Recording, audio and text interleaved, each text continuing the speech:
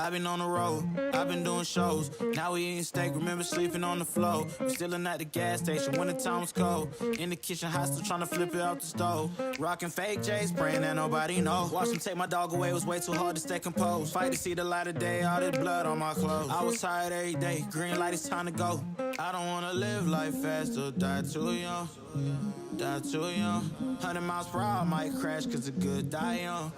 Yeah, the good die young. Push it to the limit, I can't go no more. Red light, no way, I'm coming back home. Long dirt road, all on my own. I'ma be the greatest, write my name in the stone. Write my name in the stone. Yeah, I'm coming back home. Yeah, I'm coming back home. Write my name in the stone. Cause I'm coming back home. Cause I'm coming back home. Right back where I left because I know my people needed me. Diamond in the rough, I don't know what it is they see in me. Go down as a legend in my city cause we beat the streets. Trying to spread the wealth around the block, no I can't keep from me. Told me I should leave, I see the bigger picture and it's way bigger than me. Can't be living like a king, but my people need to eat. If I got it, then you got it, we gon' get back on our feet. And I put it on me. I don't wanna live life fast or die too young. Or die too young. 100 miles per hour, might crash cause good die young. Yeah, but here I come. Push it to the limit, I can't go no more. Red light, no way, I'm coming back home. Long dirt road, all on my own. I'ma be the greatest, write my name in the stone. Write my name in the stone. Yeah, I'm coming back home. Yeah, I'm coming back home. Write my name in the stone. Cause I'm coming back home. Cause I'm coming back home. I'm coming back home. I'm coming back home. Y'all coming back home. Y'all coming back home. I'm coming back home. Y'all coming back. Push it to the limit, I can't go no more. Red light, no way, I'm coming back home. Long dirt road, all on my own. I'ma be the greatest, write my name in the stone. Write my name in the stone. Yeah, I'm coming back home. Yeah, I'm coming back home. Write my name in the stone. Cause I'm coming back home. Yeah, I'm coming back home. Yo, yo, yo, yo, yo! What's going on? Today it's not NPRC TV Nation. Today it's RCDRL Nation. So let's get it going. Start sharing. We'll be right back. We're almost there, baby. Let's go!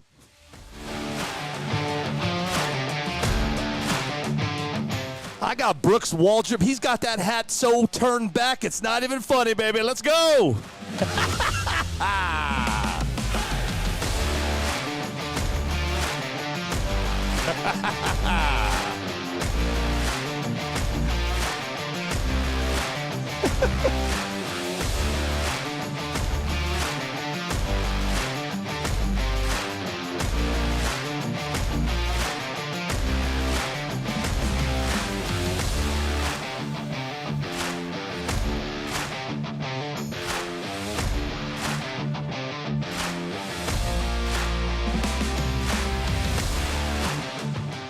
Hey, Brooks, I got the famous Mike Piggy LeBoo is with us today, baby. Mike Piggy LeBoo is on the fence, babe.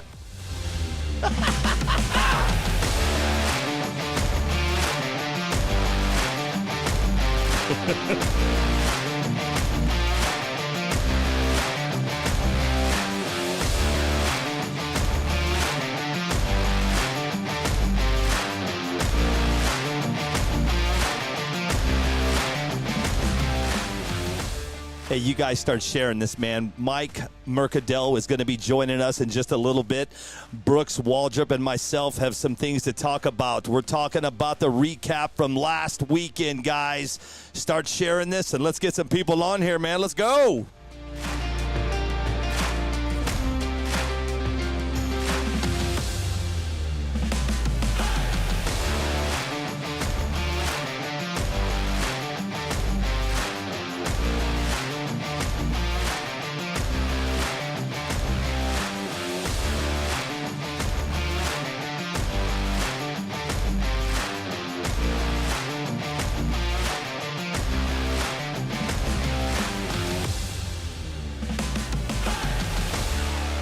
What's up, Brooks WALDRUP?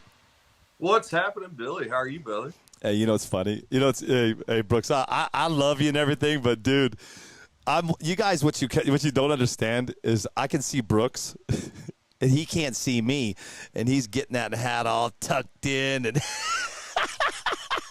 but hey, you with that hat, bro. What's going on, Brooks? How are you, brother? Oh man, I'm doing great. Rested up after a long weekend. I bet you're. How you from the traveling? You settled I'm back good. in? You know what? Hey, you know what's funny is I got home. I actually caught a early flight out on Sunday. I was supposed to leave at 10 o'clock at night, but PTW, my travel agent, got me on an airplane at 6:55. I got home at 7:30. I went right to bed. I woke up the next day at 3 o'clock. And, dude, I went all day. Yesterday, just kind of on my 12th wind, and about 8 o'clock last night. Never go to bed at 8 o'clock. Or it's like 7, dude. And me and Wendy, Suits is over, so we're watching a new show, and it's called The Lincoln Lawyer. And dude, I haven't slept this much in a while. I'll be honest with you, bud. I took Monday and Tuesday off. Yesterday, I slept a ridiculous amount. Did you really? Felt good. You know, what's funny is I got that message this morning from you and Mike, and I went, "Oh my God, I forgot to get a hold of Brooks yesterday. Crap." Yeah, I was sleeping, bro. It wouldn't have worked anyway. It's all good. Hey, what's up, Merc? Hey guys, good evening. Hey. What you guys do this weekend? You're 7 minutes. You're 7 minutes late, sir. You're fired. So that makes me 3 minutes early. Yes, it does. Good. You see, that was good because you said you're going to be 10 minutes late. Absolutely. There you go. There you go. How's everybody doing tonight? Man, I'm good. I'm gonna hang on here with you guys for just a minute, okay? Because I got some things that I'm still working on, and I'll let you guys do your thing. I just want to say this, man. You know, I got a few things to say about this past weekend, and my biggest thing, Mike, is thanks for inviting us out. And I know this weekend wasn't the best of weekends, but I think all in all, it turned out decent with all the Wi-Fi problems and issues and stuff. So. I'm going to do my recap tomorrow. Tomorrow I got a lot of people on the show tomorrow. We got Super Aaron and the crew. I've got David Mares. I've got Jacqueline Mares. Sorry. Who else we got? We got Mike LeBou, Mike Piggy LeBou, and David. Oh my gosh, I'm going to mess up his name. Duncan Jones. Duncan. Got it. So listen, I'm going to let these guys do the thing. I'm kind of being the producer today, so I just want to say thanks to everybody that I saw this weekend. I had a really good time, even though Saturday was a mess. The key word for Saturday, or the key word for the weekend, man, is pivot. Pivot, we baby. got to do that thing in life, especially in business, man. We just have to pivot, figure it out, and move on. And that's what you did. You did a great job, man. Yeah, I don't know about that, but thank you. All right, you did a good job. How's that? Hey, good? You know what, Dad? But I'll take mediocre. Okay, I'll take that. Set your bar high. That is correct. Yeah, hey, pivot like friends. Pivot. That's all I gotta say. Man. Yeah, Keyword. You got to do that sometimes. So I do want to say. No. I'm going to say one more thing, and then I'm going to get out of here. Hey, everybody over on Attention in the Pits, I know you guys there's some people watching.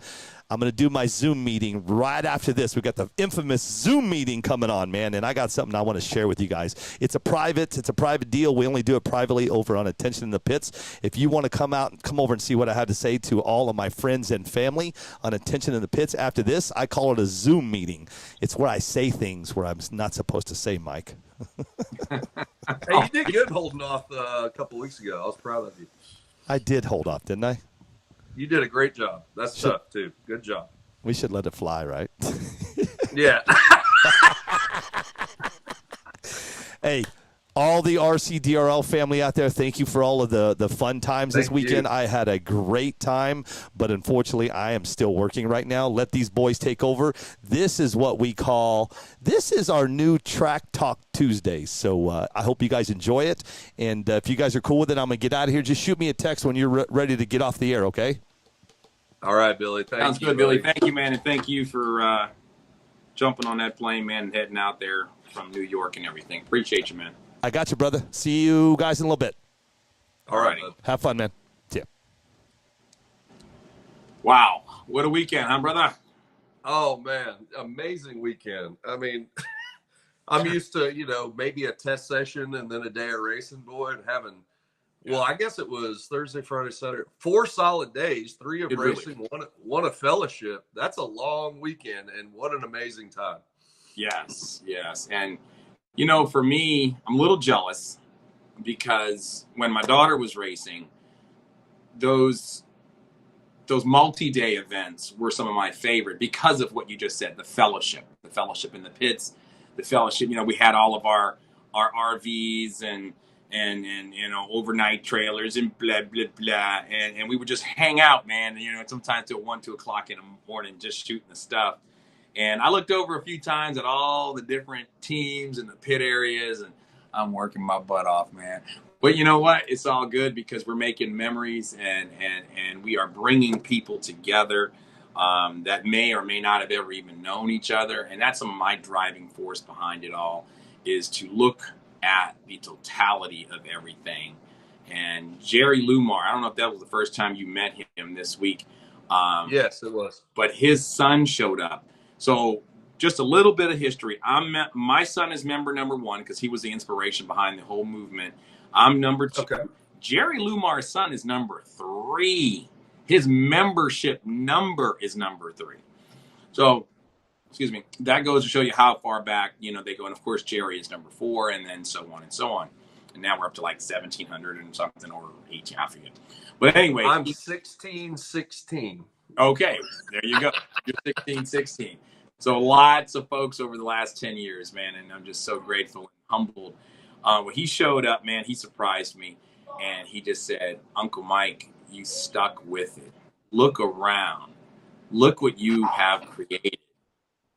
I said, "Nuts, isn't it?" And then he just, yeah, you know, and literally, we both almost got emotional for some of the other words that he said. But so thank you, Jamad, Jerry, my entire staff. Gosh, Tessa worked her butt off. Muriel worked her butt off. Muriel wore many different hats, you know. But Duncan Jones, Joel Shipman, gosh, Piggy, the whole entire Old Farts gang, really, from time to time, they all played a role in making and helping it make smoothly. And you did too, along with Brad, being ambassadors to the pro street guys that, you know, may or may not have raced with us before, and just trying to figure out the subtle differences, you know, racing on a prep track, but racing also along with foam tire cars. It's, right. You know, a lot of these guys, that was their first experience. So thank you all for playing critical roles in making this event a success. And then we'll get into our sponsors in a little bit. But what was your first Supers experience, sir? That nitro lighting off with Marvin. You know, I've known Marvin Jackson since pretty much the beginning of me doing this 3 years ago. I met him real early because he set up out at Traxxas. And the first deal was the fellowship, seeing everybody come in from out of town. But that you mentioned this several weeks in a row, that there's a reason we kick off Foam Tire on Sunday. It's the big show. You know, it's the big show at the Big Go that morning off the trailer. And I literally jumped out of my stool in my trailer and ran out to film it. You know, when you hear that nitro fire up, that's when you know you don't need to be on the microphone and tell us when you're up, because you hear that thing fire. And that's I chased Marvin down and filmed it. And man, I had goosebumps just like you. The highlight of my weekend was seeing it kick off with that, for sure. Yeah. Yeah, definitely. I'd love to see more nitro guys. I'm very thankful for Marvin. That was the first time in a long time he actually raced at an RCDRL event. So I was very, very happy to see I wish there was a few more nitro guys out there. And you know what? Maybe that may have started something, you know what I mean? And I look for the momentum to grow, because there are a few guys in the Metroplex that actually have them. 4 I know off the top of my head, and that's not even counting Dwayne Cooley. So I guess that would be 5. Yeah. You know, I mean, and to lay it down off the trailer and go 160.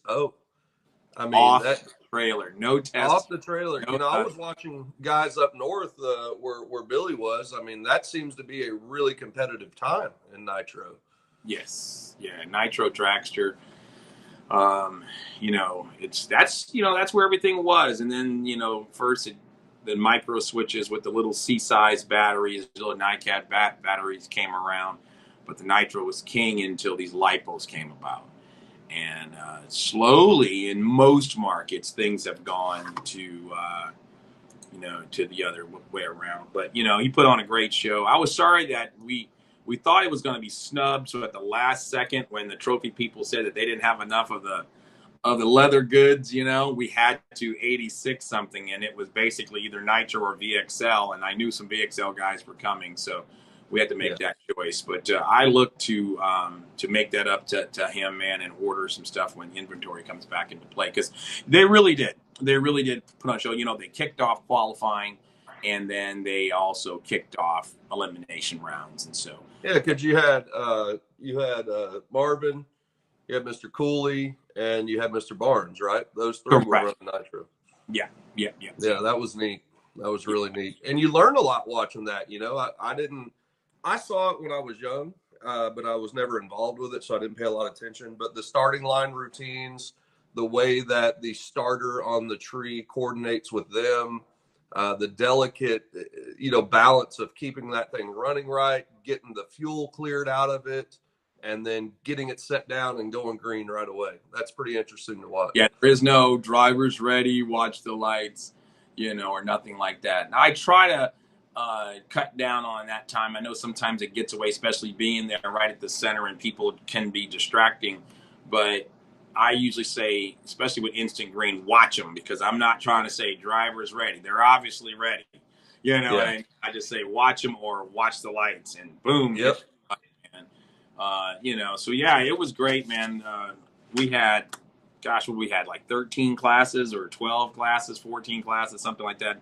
Young Gunners ran both Saturday and Sunday. Jackson Polk, man, ran the tables, #1 qualifier on both days, and then to go and win both days, man, that's a heck of an accomplishment right there. What class was that? Young Gunners, well, Little Rascals Young Gunners. That's right. Yeah, Jackson did awesome. Yep. Yeah, he did really good. Went home with a bunch of hardware in his backpack and money in his pocket. Man, that's awesome. And man, Friday was great, having such a long time to test out there. We did Friday night test sessions last year, but having an entire day, it was more relaxed. You know, you and I both are stressed enough, making sure everything's, you know, going well. Now I've got, you know, all these teammates. We had 10 guys there, including myself. So, and I had to bring tables, generator. You know, we had to make sure they were taken care of. But that Friday made it where I could relax and make sure they were set up and just ease through the day. You know, it was nice to have a full day of testing leading up to elimination Saturday morning. Yes. And that was, you know, I had so many guys like, Mike, how much do we have to give you to test on Thursday night? Because they were all getting there on Thursday, you know. And I'm like, guys, listen, you're going to have plenty of time to test on Friday. But we're here now. You know what I mean? I don't know. But no, it was all good. And it was, you know, the meet and greet was a little thin on Thursday. I wish there were more people there. But, you know, it was a relaxing day for me starting on Thursday. But, however, by starting Thursday and virtually getting to the track at 9 a.m. on Thursday, and then there was Friday all day, Saturday all day. By Saturday night, Mike was ready to call it. And it took me, it took me a minute. And then Sunday, as soon as you arrive, or as soon as I'm up, you know, you take a shower, brush teeth, whatever, and getting that, knowing that you're going to Championship Sunday, that adrenaline started pumping before I even got to the track. So I was just fine on Sunday. Yeah, MERC, I woke up to a really nice message from MERC. You know, we're both people of faith, men of faith, and he sent me a nice little song that was soothing to take a deep breath. I was actually lazy. I slept in Sunday. When you told everybody we're waiting until the sun comes out, I said, you know what? My guys are set up. The whole tent's set up. Nobody needs anything. I'm just going to cruise in a little late. And, man, I still had over an hour, you know, before we started. So it was fun, you know. But what a neat thing to the guys from Florida, you know, Kevin Matos, the Polks, man, there's so many of them. AJ, hey, what's the gentleman's name that was in the White Pro mod that gave AJ such a good run? AJ, I think, got him on a hole shot. Yeah, so that's Mike Ray. Mike Ray, man, yeah, Mike Ray. Boy, his program is tight. That car, he knew what he was doing with that thing. There was the point where he was undefeated at like the Cajun Nationals, the Super Nationals, and and I don't know if we had the Gators yet, but he went to like both of our national events, won them both, swept them, and then dang near swept his home track season. It was something crazy to the point where he stopped coming out because the competition wasn't as strong as it is now. That competition's strong now in pro mod, and it has been in the Florida market, but they didn't have Florida back then, so he was coming to Louisiana and Texas. That's what it was. So it was a long drive for him and everything like that. But he would, man. Oh, he was top qualifier, a 135 yes. with a 3 with a 055 light. And I bet you he wasn't happy about that either. He wanted to probably go quicker, you know. But hey, you do what you can do. And the other gentleman that was with him was Richard Madera. Yeah, man, I had a great time talking to Richard. Richard. So he does the track setup down there? Yes, he and Chewy Blanco, Chewy's wife JoJo, is sort of me on the mic. Sometimes she pulls double duty and she does drag track. If I'm there, Muriel mainly does drag track, just for clarification to everyone out there.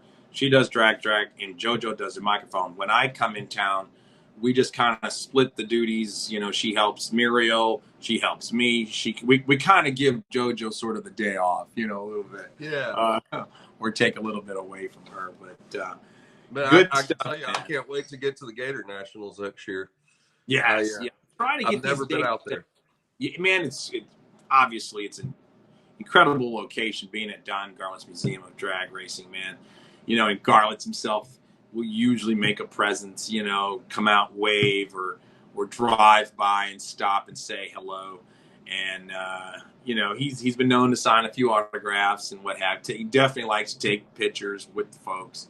So that's always it's for me growing up. You know, Lions drag strip in California and the Cajuns, and you know, we just a fan of NHRA, man. To see him and to know that we have a contract with him, it's a little surreal sometimes. You know, I don't get starstruck much, but it's pretty special. It's a pretty special thing. That's awesome, bud. I mean, what an amazing thing. I mean, I just, after meeting everybody, there's no way I can't get down there. We have a brother-in-law. I have a brother-in-law and sister-in-law in that area, so that'd be a good excuse as well for the family. Yeah, so. Absolutely. Yeah, it's always good. It's always good, you know. And hey, man, I know Billy tomorrow is going to have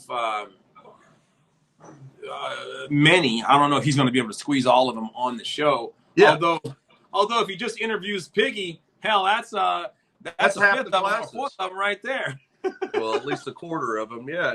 Man, that's kind of what I was thinking. I'm on drag track right here, and yeah, Billy, we appreciate it. We love that Billy's so good going through with these guys, and it's fresh on his mind, you know, and he's helping us get the word out. It's going to be really neat for these guys to just come over on his show tomorrow. So, guys, we're just kind of going through like a recap tonight.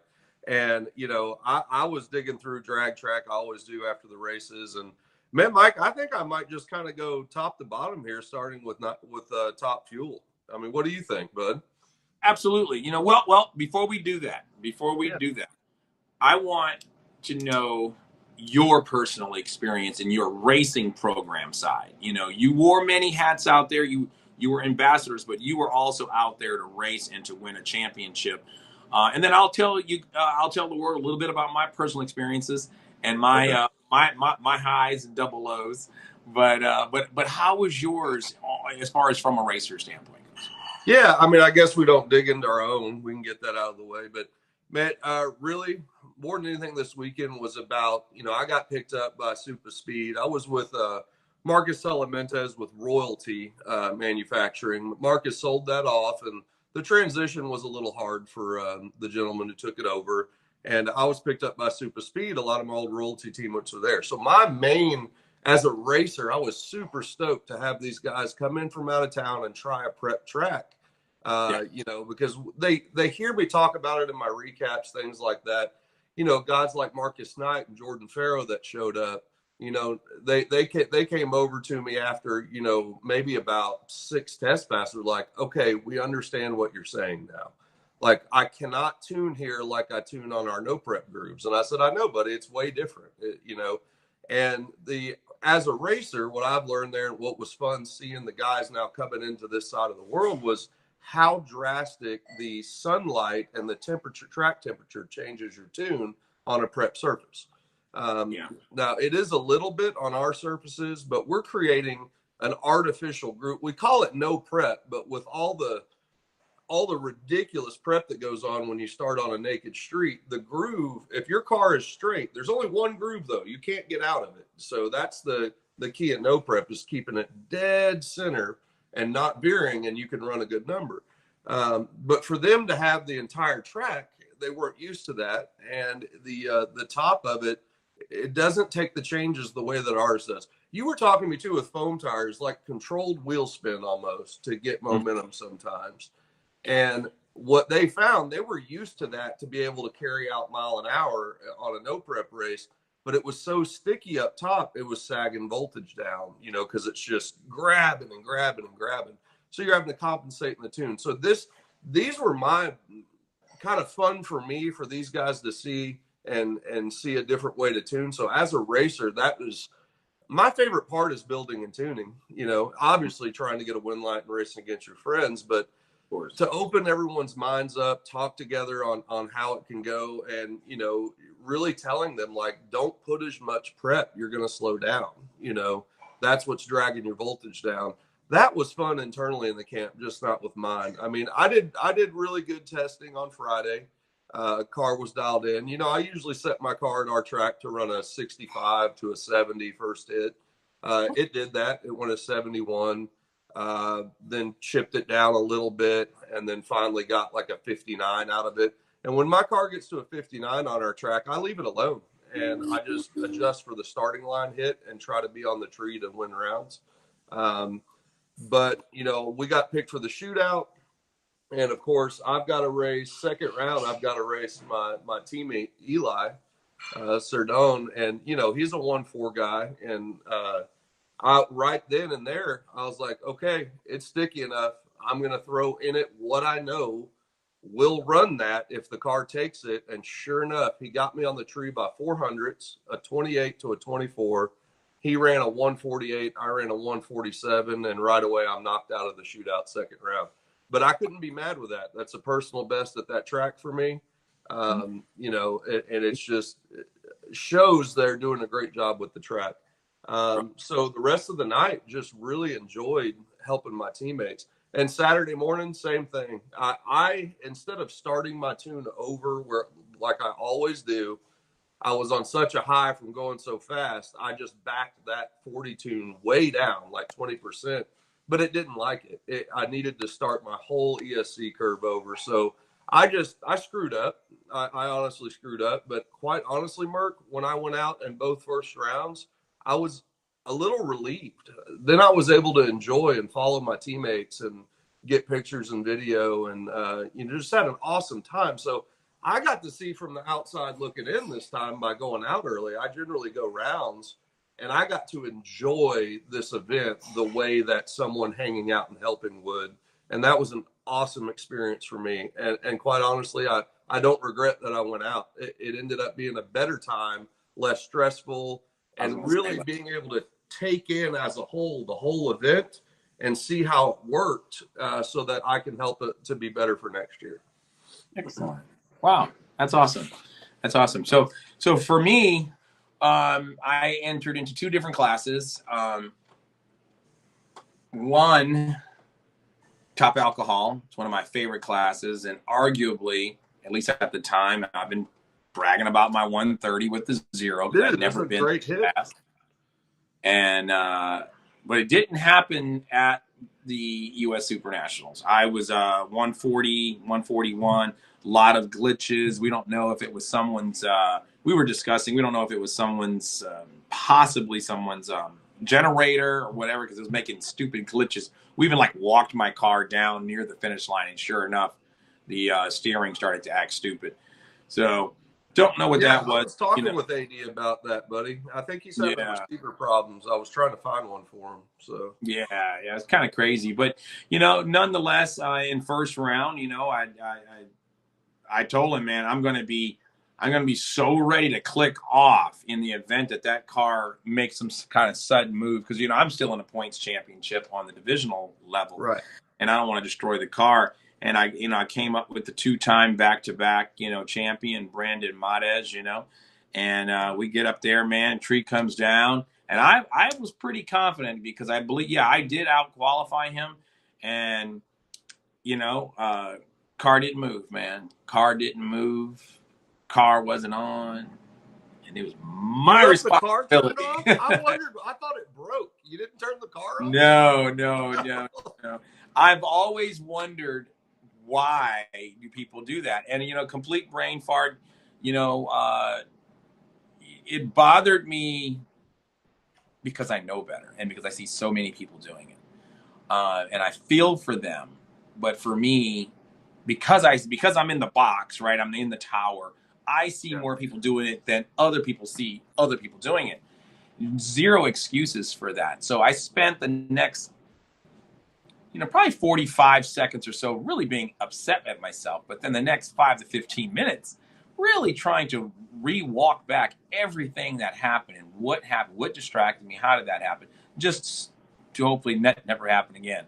So, you know, you got a lot going on in your head running the event. So I'll give you a little bit on that one. I'll give you a little leeway. Yeah, and there's a balance, you know. Most say I shouldn't be racing at all. And I think they're right, but I'm a very competitive person. Yeah. And, you know, I want to race. So the other class was all run. I never get into all run. But I also didn't want to get bumped out of another class like Street Eliminator or Quick 32. You know, right. Tracks to slash, nothing crazy, something easy, just, you know, clean the tires and go racing. You know what I mean? Well, surprisingly, I got past the Hawaiian. Big Tatum, man, in first round. You know, he's super nice guy, man. Tatum is just so cool. He just like a gentle giant. You know, I met Shaquille O'Neal a few times, and he just reminds me of that personality, you know, very soft-spoken, but could squish you like that whenever you want. Oh, yeah, in a second. And then, for the first time, all season history was made in second round when I took out Mike Piggy LeBou in all run. Duncan Jones owes me because that guy was on his way to 4. I beat him by 1,000th of a second, and he said it was on a technicality, meaning he thought he heard me hit the wall.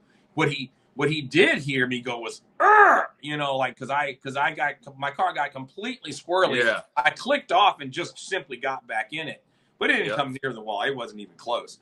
And I, you know, ran it out the back door at that point, and he started lifting, got him by 1,000. So it was complete luck. But I did get past him, and then Evan Bass, that eventually was the runner-up in the final. Evan Bass in round 3 took me out by going dead on his dial. He dialed in a 280. He went 280 with a 0. I forgot I did run another class too. Keep going, buddy. We'll go back. Well, I mean, zip. That's where my race. Oh, that's the end of it? And that's all, folks. Well, I didn't realize. So you started talking about bracket racing. I didn't go out after first round. I was in quick 32. You were, yeah. So what I did, you know, I used that on Saturday, you know, to try to get more qualifying passes, and I'm second in points in our divisionals for that now, just by doing it a lot. But I guess looks like, I didn't even make it down the first time, so I'm not even in the field. And then went a 67 the second time and immediately turned it way back down, dialed it. Let's see, my first one I dialed at 81 against Joel Shipman. I went at 85 on an 81, 064 on the light. Oh, Joel went red. That's why he lost. Well, he ran a 54 on a 30, so I think I still had him anyway. But regardless, second round, it's funny, I did too much. I don't even remember this. Oh, I do remember this. On Alan Williams, round 2, I went a 182 with an 8 on a 181 dial with a 059 light. So after I went out of both rounds of Outlaw, I was like, so what? Bracket racing is less stressful. I'm going to go win this thing. I went over to Joey Polk And I said, hey, what, the beginning of the day before we ran any rounds, I go, hey, you run quick 32? And he said, yeah, I run quick 32. I said, well, you might as well just get out of there because I'm going to go ahead and win it today. And he started laughing. But anyway, I was just having some fun. And I broke out third round. Yeah, I made it to round 3. I won a 180 with a 5 on a 181 dial. Oh, 5,000ths of a second off your dial. Oh, yeah. Heartbreak Hotel. But that was a lot of fun. So yeah, bracket racing is a lot of fun, man. I think from a commentator standpoint, I think the worst part of the entire weekend, and a lot of people be like, we know what you're talking about. No, it was the fact that we didn't have any bump spots. You know what I mean? Like, I like, having a bump spot where you have to really fight to get in. Right. And so I was a little bummed about that. But you know what? It worked out. I would not have wanted it to be quick 16 with 30 guys trying to make, a 16 car field. Yeah, it's not that much. It's not that, important to me. But I was really hoping for, 35, somewhere around there, 34. And if you can't make the field with, out of 34 cars, man, we're taking top 32. So, next year, I'm sure these supers, especially, look, there wasn't long ago that we weren't even sure if the supers were going to happen. So pound for pound, all in all, 190 entries. I know we added those last 2 where it shows 192, but that was the finalists. We had to create a new bracket for the overall, Pro Street Bracket A, Pro Street Bracket B final. So that's why the numbers were like 2. But that's a darn good turnout, man.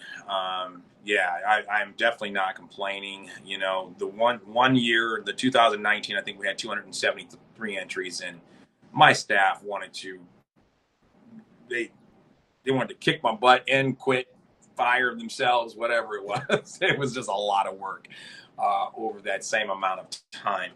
But 190 was very manageable. Tessa stayed at the helm the entire time. Muriel was there to step in if she needed her to, and she scheduled her breaks when there was round changes and things like that. So big time hats off to Tessa. I don't know if she watches this, but man, yeah. she's just awesome, bud, in the background, doing everything that she needs to do. I mean, we couldn't run without her. No, that's a fact. Not at all. Not at all. Although she's threatening me that next year she's not coming back. But hey. Uh-oh. Well, he might be listening. Before we you guys having too much fun over here. Hey, Billy. Can you guys hear me? Yeah, on Twitter, man. All right, I thought I'd come in here for a second. I'm done with all my work. Nice. Oh, nice. We were just about to jump into. You're going to actually interview the winners and runner-ups, but we're going to just kind of go through and highlight them. Is where we're just about to step into. Sweet. Yeah, if you don't mind, Billy, I'm just gonna listen. I'm gonna listen in to you guys. Real quick, Billy, what'd you think about that Sunday morning off the trailer, Marvin Jackson's Nitro ripping off to start the event and dropping a 160 immediately? Are you kidding me? What do you mean? What do I think? Dude, that's crazy. Awesome. Yeah. Hey, what do you think about the weekend? I mean, sum it up. MERC, you've done a lot of these. You are the man when it comes to this stuff. And can I tell you this? I'm going to tell you this really quick, MERC.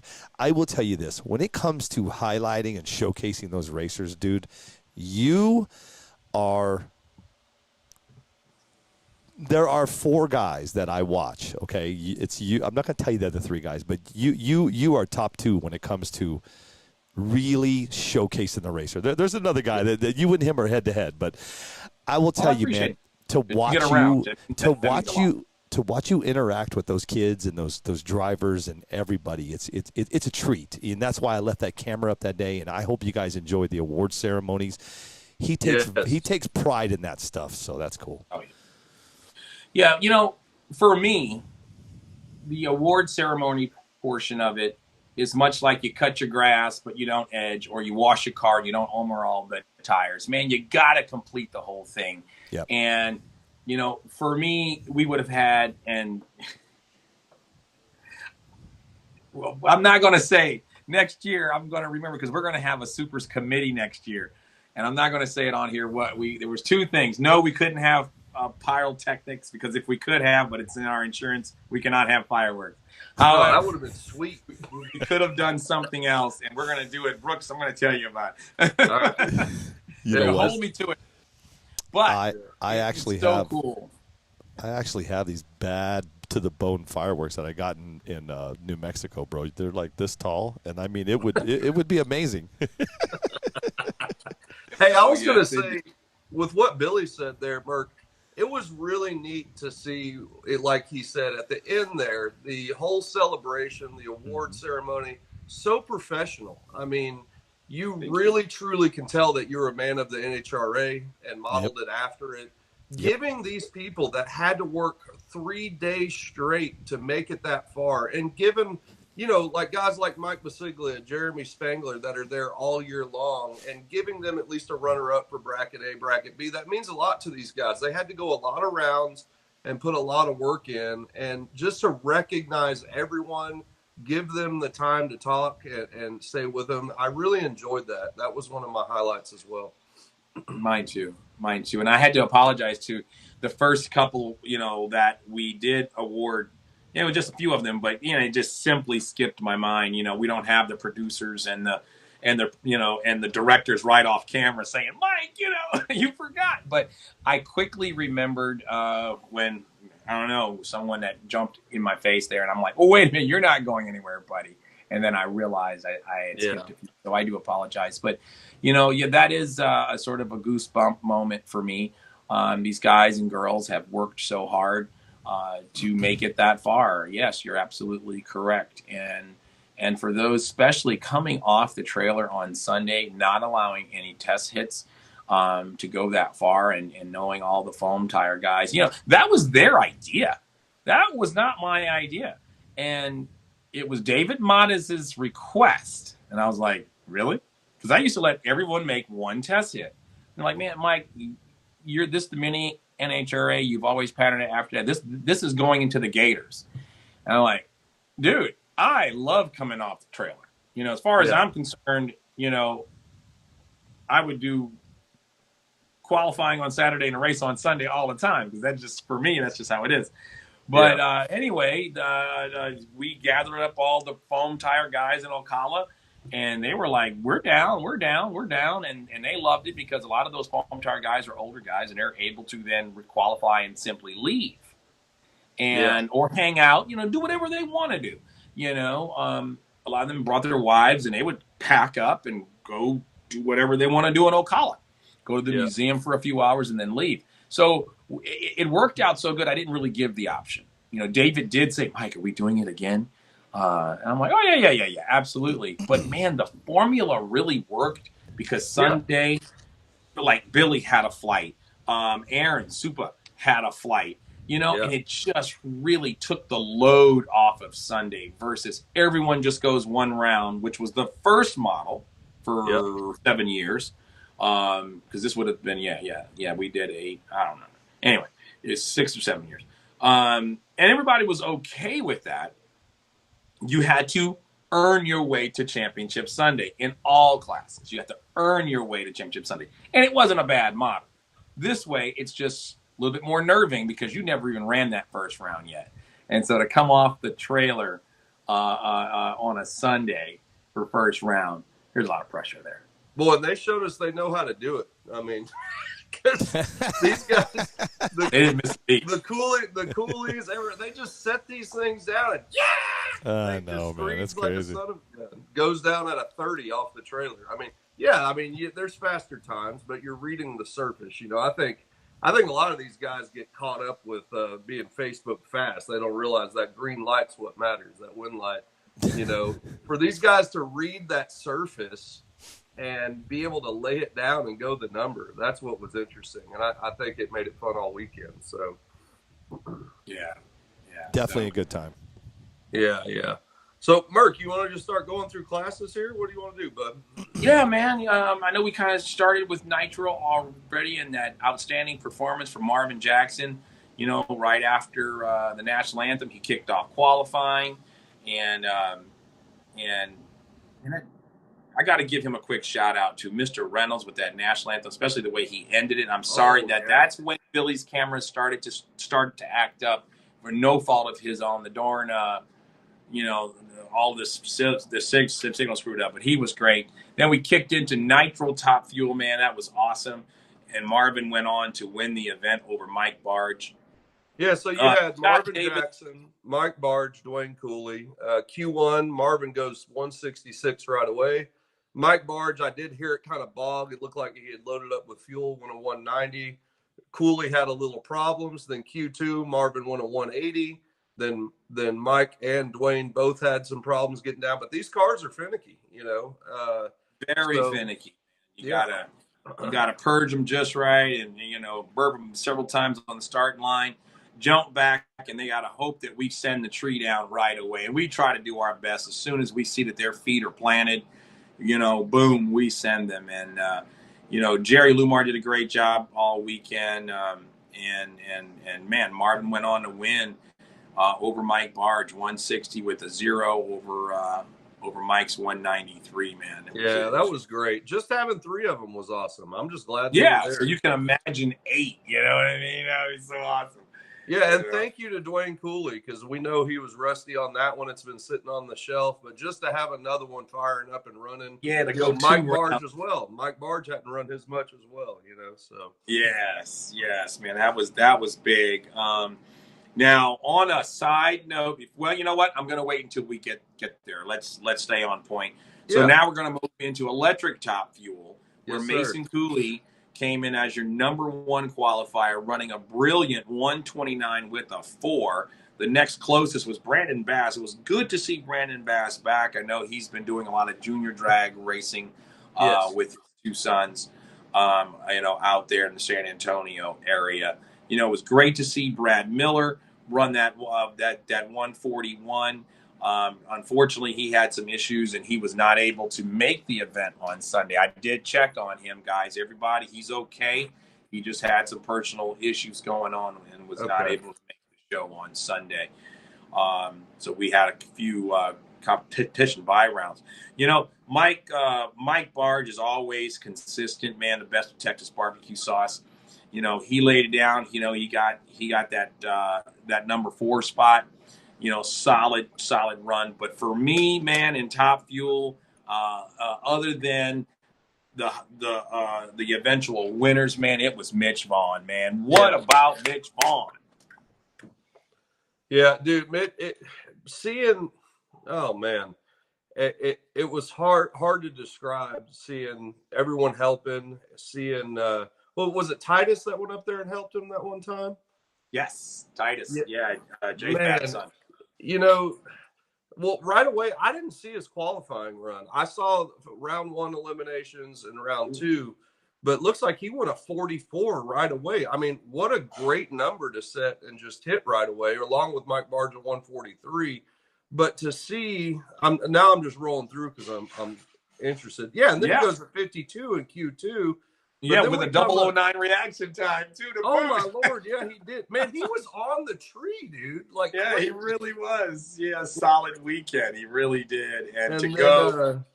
What was that? That was first round. First round eliminations. Wait, I thought he beat Mike Barge. Yeah, it says it differently. Oh, yeah, he did right there. Man. Look at and to see, so this is when Titus came up. So Mitch obviously needing some help setting the car, and Titus, I don't know if you've ever watched him when he lines up his pro street. I don't know how Titus ended up helping him, if he just randomly asked him. Right place, right time. So Mitch came up to me and said, Mike, can I get some help? And I was just about to turn on the microphone and say, hey, can anyone? And he happened to be there asking a question. He spun around. I can help you. Just like that. I can help you. And I was like, what a great kid Titus is. Great kid, man. Great kid. Yeah. And he loves racing. He loves these RC cars. But I went over right after. I was pumped. I got a good video of it. I posted it to Facebook. I was pumped. I gave Mitch a fist bump, and I said, sir, you had the right kid lining that thing up. Because if you ever watch Titus, he does not accept anything being crooked. He'll go back and forth 6 times to make sure it's right. You know, Yeah. so that what a special moment. So Barge went a 133 to his 136. But oh, Mike, what happened there, boy? You were slow on the light there. Oh yeah. I Yeah, think he was in the Sunday classified section. See, you know, they both kind of were. kind of, but for Mitch, maybe a little excuse, but a 375. Yeah, so that was a whole shot win for Mitch. You know, but Mitch running a 136 for Mitch. You know, that is you know, just look, man, that was a good old drag race right there. I don't see the margin of victory on my screen right here, but I'm sure it was awful close. Yeah, well, then and the 375 reaction time did not make it all that close. But still in all, 133 loses to a 136. Congratulations, Mitch, on winning you know, your first round at a national event. I know he's been to Florida 3 times and he was not able to get out of the first round. So awesome. So this was his first time to go through. Yes, yeah. Hey, Brooks, I just want to chime in really quick, and then I'm going to get back out of here. Talking about Michael's race, what happened, brother? Well, you were at the line, you couldn't get the car going. I mean, it was a rookie move, bro. So see, because what happened was. Hey, hold on. Here, watch this, Brooks. Watch this. Watch. Wait. Brooks, watch.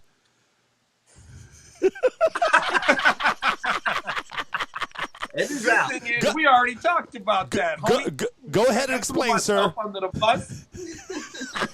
Go ahead and explain, sir. Oh no, I already did. I basically said it was a learning lesson for me. And but for those of you who are just joining us, about 15 minutes ago, I threw myself under the bus by saying there is no excuses to leave your car in the off position.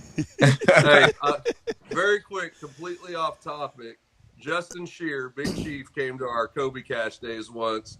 He had totaled his car with JFab at 4 a.m. because he's a night guy, rebuilt it in the hotel, came back, sent Jackie to the driver's meeting, came up, set the car down, pulled the trigger, forgot to turn it off.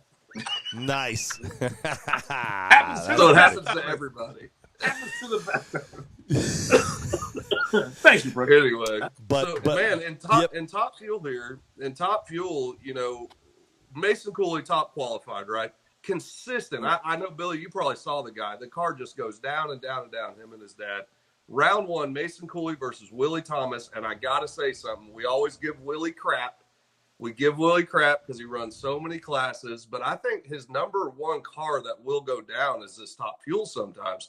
Because Mason Cooley gets Willie Thomas in the first round. And that's just like, Mason's got it. Well, look at this number, Merc. Mason goes a 130 with a 9 to Willie's 131 with a 1. Dude, and the reaction times are not much different. Mason almost got taken out by Willie first round. Look at Yes. And then, you know, they always say in drag racing, you have that one really tough round, and you may have a lucky round, and then that usually then generates a win. You have to have that, you know, but man, Willie coming in as the bottom qualifier, as the number 8 qualifier, going against the number 1 qualifier. Thank goodness for Mason that he did not sandbag on Willie for sake of having a safe run. You know, he put together a nice package at 130 with the 9, but you notice as things went on, he never took anyone else more like he kept throwing more at it as the track became better and better and better. But yeah, Willie, man, I hope you're listening, dude. Hats off to you, man. That was a no joke run with that 131 with the 1. We were all proud of you. You actually out mile an houred him at a 105 to his 101, man. So you were actually gaining on him.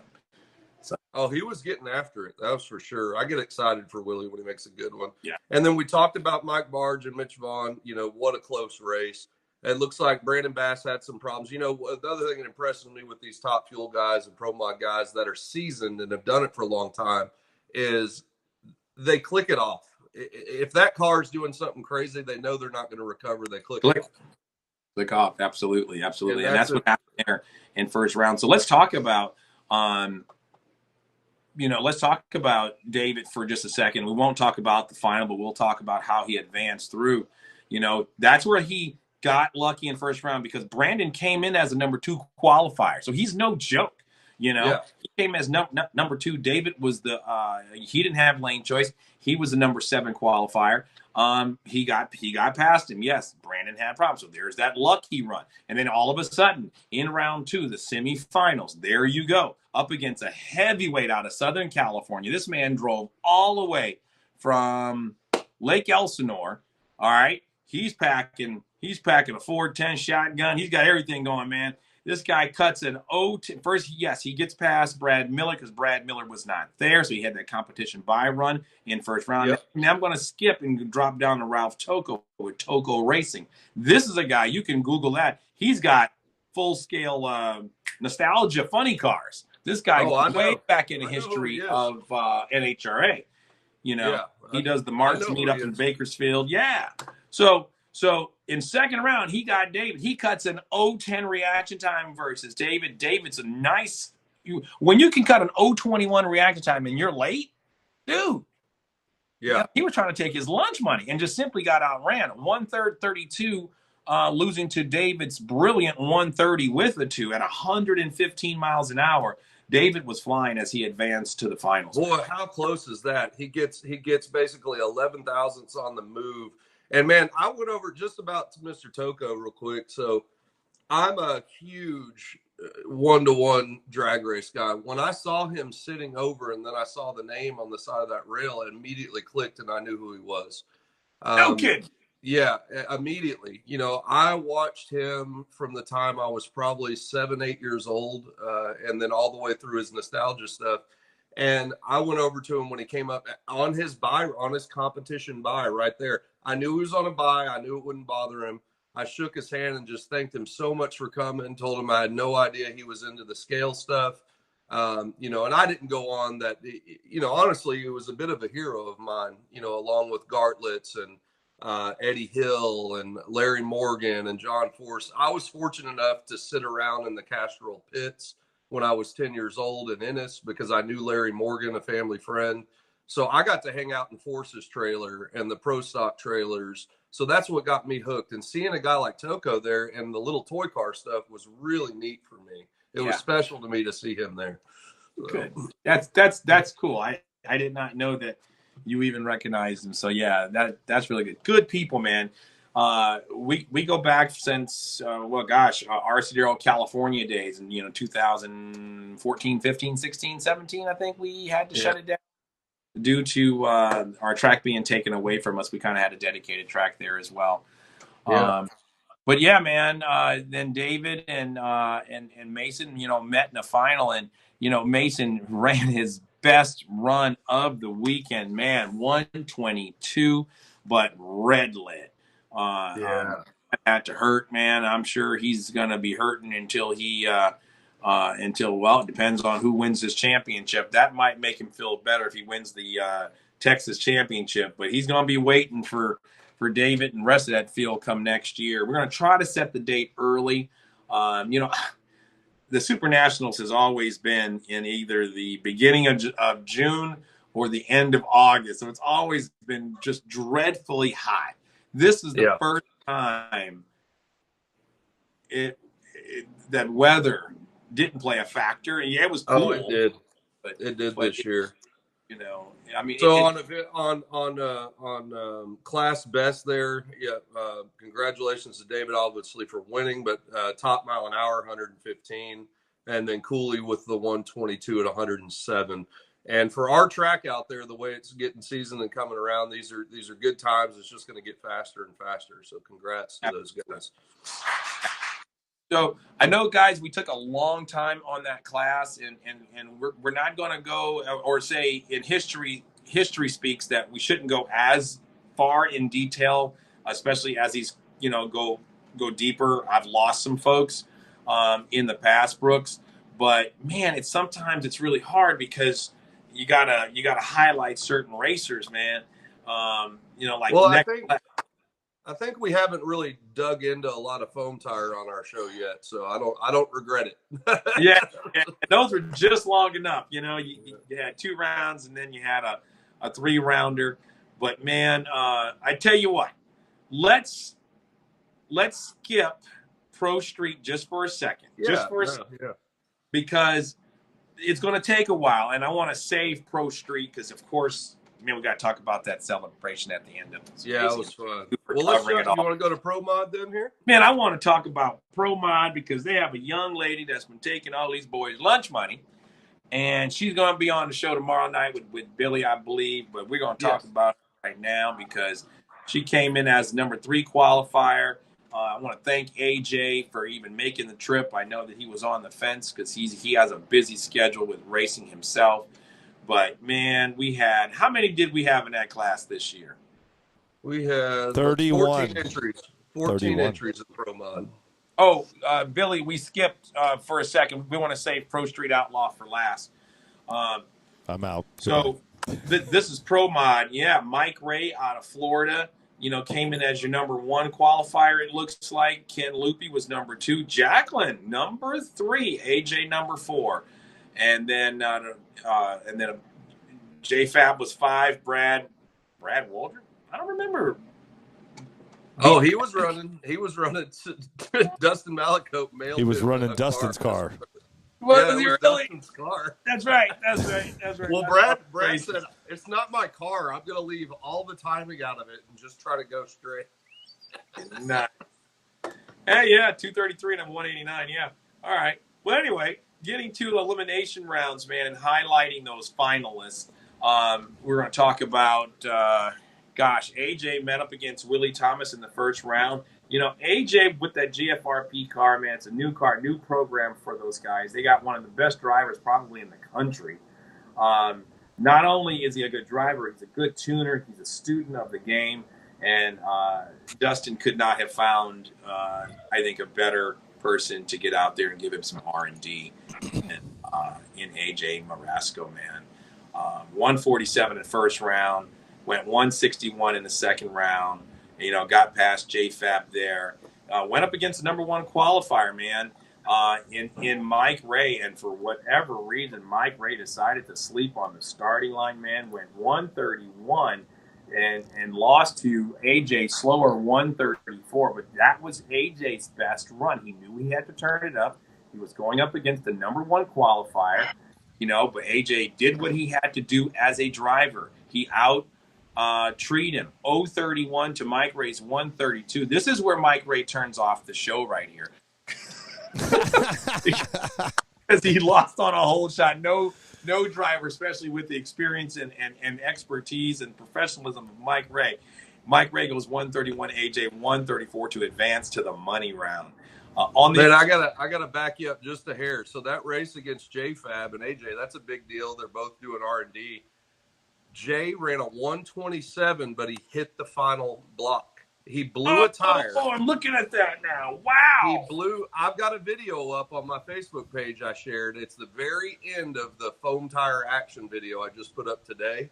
And he was blasting, man. The tire blew apart right at the end, hit the block, DQs him, but runs a 127 his second time out with that car.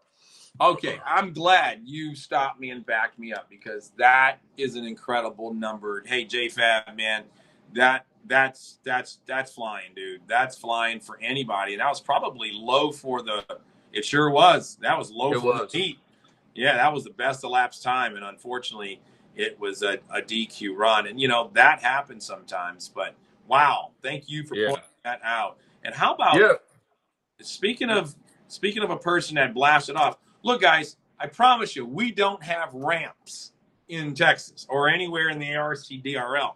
But Richard Madera sent a car 40 feet in the air like that one kid did on, and I say kid, that gentleman in Atmore. And Atmore had the ramp. Oh, yeah. But Jason blew a tire. Royalty, Car got air on it and just straight north. But that car, Madera, man, I gotta say, his consistency. He runs a 150 Pro Mod car in quick 32 bracket and runs the number over and over. He took me out. He took me out. I mean, I broke out by 100, but or by 5,000s. But yeah, man. I mean, and look at that, a 137. AD looks like he had problems. Then he goes on. He had problems against Ken. Ken Lupe took him with a 143. But the real name of the show, let's just jump right down to it. Jacqueline Mares. Go ahead with her, buddy. Man, look, Jacqueline, she's been wanting a decent field, and I was really concerned because, I don't know Kevin Matos' pro mod program. I do know hers. Lately, she's been a little inconsistent because we watch her week in and week out. She's been having her trouble, but it looks like her crew chief and husband tuned her to just a solid, safe pass at a 150, and then she came back against Jordan, ran a 147. And it was like a bracket car because in the next round, up against Cantaloupe, after running a 143, Cantaloupe ran a 143 in the second round to put Richard on the trailer. Jacqueline said, "You know what? I'm not going to touch anything. I'm going to just service my tires. I'm going to come out there and try to cut a good light." And she did just that. She cut a 048. He went red. And he threw himself out 013 reds. I'm sure he's not happy about that. But she went another 147. Yeah. What's that? She went a 048. I'm looking at her lights. 092, 084, 048. So she was picking away at the tree. She didn't want to jump. So look at her. She just improves every round on the reaction too. Exactly, man. Exactly. And then sure, in the finals, she may not have improved. But look at that, AJ 005 red in the final, and went 134 to 134 with a 4. She made a T-shirt after this event was over with, or at least a meme of a T-shirt. She said, "Green lights matter." Yeah, that's funny. That's kind of going around here lately on our side. Do you see it? It was like red light in the first round, red light second round, red light third round, red light in the finals. She scared them boys, man. Look. What's the saying? Girls rule, boys drool, or something like that. And she kicked butt. So congratulations, Jacqueline. Consistency, man. We always talk about it. Consistency. Be on the tree, be safe. And that's what I did with several of my teammates this weekend, and they won a lot of rounds, just because of the track conditions. So that's it. Great job. And that's what she did. Job. She did her job. She didn't go outside the box. Pro stock, this is what I wanted to say earlier, and I said I'll wait till it comes. Kudos to Willie and Brad for entering that class. Unfortunately, that class will be on probation for next year. So what that means is people have to sign and say pay their way in before it becomes a class, or if they show up, they simply won't have awards, much like Nitro. Nitro got put on probation in 2019 because we made awards, we made provisions for that class, and only I think 2 guys showed up for it. So now Pro Stock now sort of falls off of the radar, and now those racers and race teams, if they want to run Pro Stock, then they have to really put up or shut up, because at the Super Nationals we don't want to see numbers like that, especially out of a class that is part of the divisional program. Nitro, we give them a pass because they're not part of our normal divisionals. And, we were, darn near asking these guys to please show up. So, but man, like I said, I'd love to, say Pro Street, and try to maybe knock out both sides of the bracket and everything. Look, guys, this one is going to go longer than our 1 hour. We're already over that now. And just hang in there with us, ask questions. We're gonna try to, or maybe Billy can see if there's questions being asked, or even comments. Listen, I'll go through. Folks out there that are listening, give us your take. Give us your take on your experience at your first U.S. Super Nationals, or RCDRL experience, or prep track experience in the comments. We would love to wrap the show up with some of your comments or questions. So over in, where are we? Young Gunners, Little Rascals. We talked about him earlier. Jackson Polk, man, ran the tables. Jocelyn Stevens, and he met in the finals. Let's see if we can even recap a bracket race. Sure, we can. Jackson had Jeremiah. He had a bye run in first round. Jeremiah in the second round, who's not. He's not a a pushover, Jeremiah. You know, he knows how to bracket race. And then he advanced, once he got past Jeremiah, he advanced to the finals. On the other side of the ladder, it was, look, I had two girls racing for me and both my daughters. So, you know, I love the girls when they raced. Jocelyn Stevens, it was good to see her go around. She had Austin in first round, and she had Jackson, is it Villa Nueva? Sure. All right. They're closing up in second round. So she had to get past both those boys to earn her way into the final to go up against the heavyweight in Jackson Polk. And unfortunately, she went red, and she quickly turned to her crew chief and said, "Why'd you tell me to go?" Blame it on the crew chief. That's it. I think if he would have left her alone, it would have been a better race. I was hoping that it would be, but hats off to both of them. And for what Mitch did, you know, he went above and beyond and said he put a bounty on the two finalists. He said, "Look, I sponsored this. This is my class. I want to go above and beyond." And so that was really cool that regardless of how many young gunners were there, you know, he gave the winner a $100 bill and runner-up a $50 bill. And man, Jackson goes 258 with an 8 on a 258. Good Lord. Joey, you got that car lined out with him, buddy. That's awesome. He's got a great, you know, he's a great tuner. He's got a great kid. On a side note, I got to give some kudos to Jackson. Did you hear about, and this was on Sunday, the young lady that lost a $100 bill and she was crying and she was very. Oh, it got announced. What happened with that? I didn't hear the end of it. Oh, the end of it. Well, for a long time there, they were looking for it, but I was busy and I couldn't go help look for it. And they kept coming over, "Mike, have you seen it?" I said, "No." And they kept asking for a flashlight. I'm like, "Guys, I really don't have a flashlight. I got to keep this race going." So I guess that was Saturday night because it was at night. So yeah, it was Saturday. Yeah. Anyway, to make a long story short, I don't know who it was, but it was one of those Pro Street guys, Pro Street Outlaw guys. Somebody walked up and we had the 3 whole shot mugs on the table, and the one in the center, he just put like a 20 in, and then it went viral. And then another guy put $5 in, another guy put a 20 in. I went, "Hey Tessa, me and you, babe." I put a 20 in, and then the next person, Jackson Polk walks up and he goes, "I have a $100 bill. Like, can I, I can give her my $100 bill." And I was like, "No, Jackson, it's okay. We're going to take care of this, man." He is such a great kid. How unselfish is that? Yeah. And I had to. Yeah, man, it really shows the testament to the type of parents that are raising the kids that go out and race with us, man. That part right there, man. But thank you to everyone out there, because they wound up raising Tessa then took it out and counted. It was $144.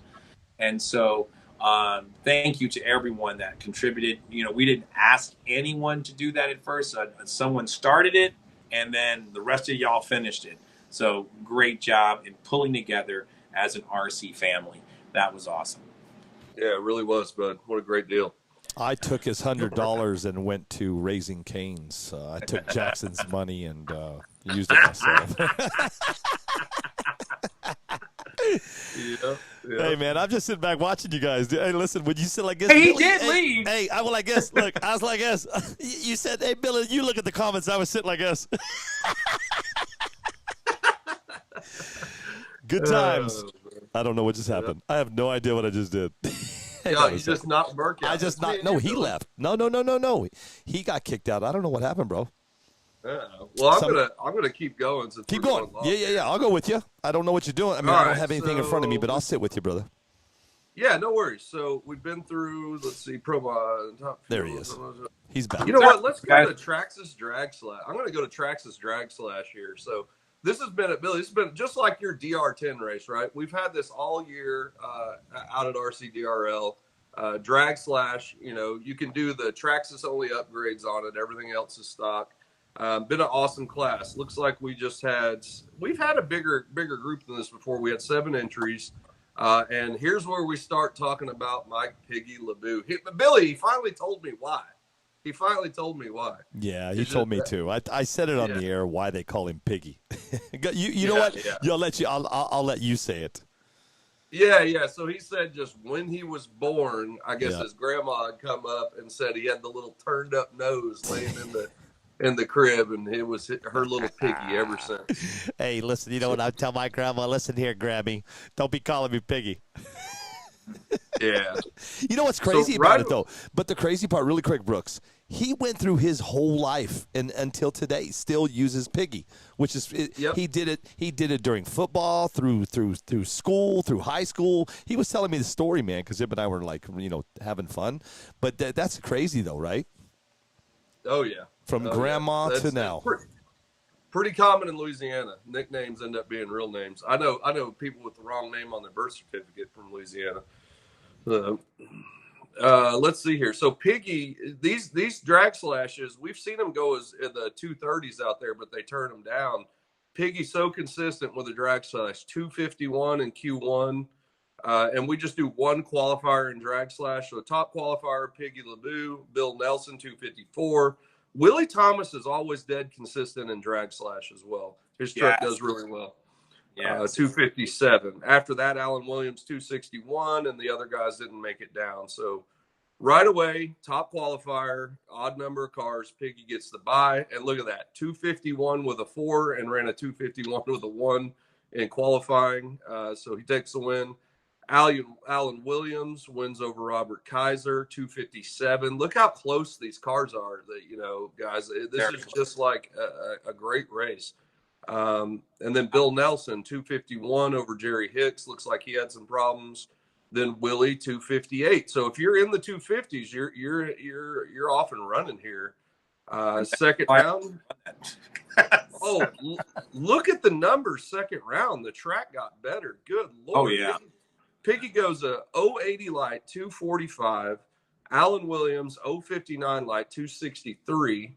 Bill Nelson goes red on Willie, and man, Willie lucked out. Look at that. He didn't even make it down, but goes a 248. And then in your final, Mr. Willie Thomas and Piggy LeBeau. Great to have both of them in the final. Great race. Piggy's 060 runs a 242 in a stock drag slash. Do you know? Goes to 267. Look, and I'm not going to steal this from Piggy because I'm sure he's going to go into more detail about it tomorrow. But he tears down that drag slash like you guys tear down your cars. And I'm not even going to go any further. When I heard that, like, how are you going so fast? He pays attention to detail, man. So hats off to you, Mike, Piggy LeBeau, man, on your rookie campaign, man. And he is definitely he is all but wrapped up rookie of the year because we do look at the national events. It's definitely 75% of what you do on the side of your divisionals, but if there's anything close going on, we look at that. This is probably the first time anyone in their rookie campaign has dominated like Mike Piggy LeBeau. There's a chance. Yeah, outside looking in, there's no question. I mean, you might as well. So. Well, what an awesome to have, winner and runner up there with Piggy and Willie. That was a great absolutely, job. Man. Now, and real quick, why do you guys only qualify once in that class, Brooks? I don't understand. Why does that class get, sort of the short change? I have no freaking clue. Ask me that question. Right. Hey, Mike, why do we only qualify one qualifier for Tracks of Drag Slash? Because it used to be a chip draw class. And at the beginning of the season, we accidentally forgot to draw chips, and they qualified. And once the season was started, we locked it in. I look to do something different with those guys next year. Either they go back to a first-round chip draw only, and then Drag Track will take over from there, or give them their 2 rounds of qualifying. Honestly, I don't think they care. It makes it really nice for everyone out there when we have normally, 8 to 10 classes. And then in second round of qualifying, there's only, 6 or 8 that actually qualify because all run has always been one. And I won't change that because that is a time trial. That is not a qualifying run. It's a time trial just to set the field for Drag Track. Because my NHRA days of bracket racing, you get in those lanes and they flip cards, and you got 4 lanes of cars, and this one races this one, that one races that one, and then the fields are set after that. So that's where speaking of all run bracket I didn't realize your winner, Mr. Duncan Jones, was number 11 qualifier and takes the win over Evan Bass. Evan Bass went dead on his dial at some point. Johnny against Edwards me. cuts a 002 line as well. He went perfect against me. You're like rubbing it in. Womp womp womp womp womp. Yeah. All run was a good class. We had 20 entries, nice solid 5 rounds of racing, and I was so happy because look, there's been times that Duncan Jones struggles like the Pittsburgh Steelers, man. I say that because that's his favorite team, but it's so. All the hats that he and Dunk and Joel wears out there, for them to be able to go rounds, it's incredible right there. But for him to run the tables and go 5 rounds of racing, I loved the fist pump. I know that we had cameras on him because we had Billy's angle and my angle, but I haven't gone back and watch it yet. But I love when the passion comes out on the starting line from all of you drivers. It warms my heart because it just shows the passion that you guys have. So for Duncan, man, rounds is incredible. Tell one of these guys in the old farts crew over there, if they're not too old to understand how to use a video camera on their phone, to start getting some footage for me, and I'll make them some cool videos. They're too busy going rounds, brother. They're too busy going rounds, man. These guys, they won't even let me into the gang because I don't go rounds. Hey, so I got something to announce. Uh-oh. I have become an honorary member of the old farts crew. Now, I said I'm not old enough for that. They said, no, you're an honorary member, but now I do remember that the young kid came up to me in Super Chips and thought I was Brad Waldrup's dad. So maybe that means I'm old enough. Maybe you think you're old enough. Maybe you do. And I think you're older than Piggy, because Piggy is definitely I don't know how old he is, but his daddy don't look old. That's an honor though. Those guys, I appreciate y'all accepting me in. But this was a great race here in All Run. I mean, what a decent crowd. Goodness gracious, that's a lot to go through there. Yeah, and a lot of look. It could have gone either way. This was like a heavyweight battle of bracket racing. Talk about bracket masters. Here it is. Tony Duffy wins the Friday night bracket cash deal, sponsored by GFRP. And he's the bottom qualifier, number 20. I'm talking about the toilets right here. He's in the sewage system, right? And he comes out there against number 1 qualifier, Alan Williams, who's no joke, takes him out in first round. Goes home. Tony then has to face Duncan Jones, of all people, after getting around Matthew Bowman, who was number 1 qualifier. Look at the margin of victory on Tony and Duncan. Tony was 44 thou off his dial. Duncan was 53 thou, and the light was an 065 to an 019. That was a very slim margin of victory. Great race, guys. I wish I would have caught that one. Yeah, that was some good race. Look at that. Wow. 273 with a 4, 273 with a 3 at the stripe. Wow. Yep. That's excellent. So, good run. Man, that's a lot to go through, but I think really just to shout out everyone in that class more than anything. Thank you for participating. You got a lot of regulars in here, and then some names that I don't know. I'm assuming they were from Florida or different places. Just amazing. Well, let's see. Yeah, well, you have Cheyenne. She's from Missouri. That was her very first race, and to get out of first round against Ryan Bowman, who is no joke. Ryan Bowman's no joke. Cheyenne, her very first race ever, to get out of first round. She didn't even realize how big of a deal it was, because just to go rounds here at the Supers, man, it is a pretty big deal. But yeah, man, you had You had a lot of regulars, but there's Tatum in there, and Daniel Vault. He's somewhat of a regular. So yeah, we have a lot of our regulars, and here's the other side of that too. I think like we had the triple threat, we have Traxxas Drag Slash. We had some of these classes that these guys never even knew existed. And, I think if they become more familiar with, and we do a better job next year of advertising the classes and maybe going into detail about what those classes are and what they're all about, and even showcasing this car right here, on camera, you and I keep the show going, and especially with the help of Billy and the way he advertises and markets, man, his viewing audience. Yeah. Well, he's the one pushing us in the butt. Basically, he told you, hey, Brooks says he's doing a show. Then he told me, hey, MERC says we're going to do the show, and just to make us do it. So thanks, Billy. It worked. I know, right? Be a politician. You're welcome. But yeah, man, we got a lot to go through here. But congrats to Duncan Jones and Evan Bass there at All Run, your winner and runner-up. And Evan Bass, golly, perfect on his dial, best of the weekend there. Johnny Edwards was the best reaction time. That's a big deal in bracket 002 as well. So that really Edwards too. Wow, deep into the rounds too. That was in round 4. But Duncan Jones, look at Duncan Jones. He had the 2-second best. 019 and 012.